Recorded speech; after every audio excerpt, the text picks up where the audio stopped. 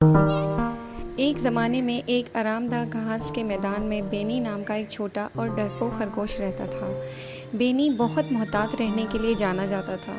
वो हर चीज़ से इतना खौफज़दा था कि शायद ही इसने अपना बिल छोड़ा हो। एक चमकती हुई सुबह बीनी की दोस्त टीज़ा ने इसे एक मुहिम जोई में शामिल होने की दावत दी।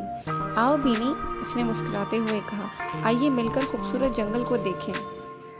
लेकिन बीनी बहुत खौफज़दा था।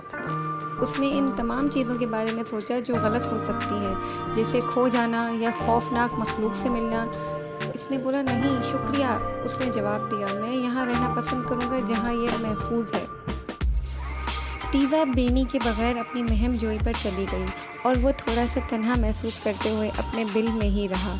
उसने दिन गुजरते हुए देखा और ख्वाहिश की कि वो भी काश उसके साथ शामिल होने के लिए काफ़ी बहादुर होता।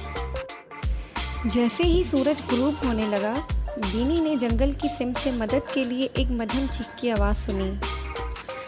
इसने टीज़ा की आवाज़ पहचान ली। घबराहट ने इसका दिल भर दिया, लेकिन वो जानता था कि इसे अपने दोस्त की मदद के लिए अपने खौफ पर काबू पाना होगा। बीनी अपने बिल से बाहर निकला और टीज़ा के रोने की आवाज़ का पीछा किया। जंगल की गहराई में उसने इसे एक कांटेदार झाड़ी में फंसा हुआ पाया। उसकी टांग में चोट लगी थी और वो खुद को आज़ाद नहीं कर पा रही थी। बगैर सोचे समझे बीनी ने आगे बढ़कर कहा, ठीक रहो टीज़ा, मैं मदद करने के लिए हाजिर हूँ। इसने बहादुरी से कांटों को सुलझाने की कोशिश की, जिससे इसको सुलझाते हुए अपने पंजों में भी कांटे चुभ रहे थे।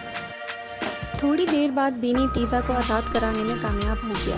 वो दर्द में थी, लेकिन उसने बीनी को देखकर मुस्कुराते हुए कहा, बहुत बहादुर होने और मेरी मदद के लिए आने का शुक्रिया बीनी।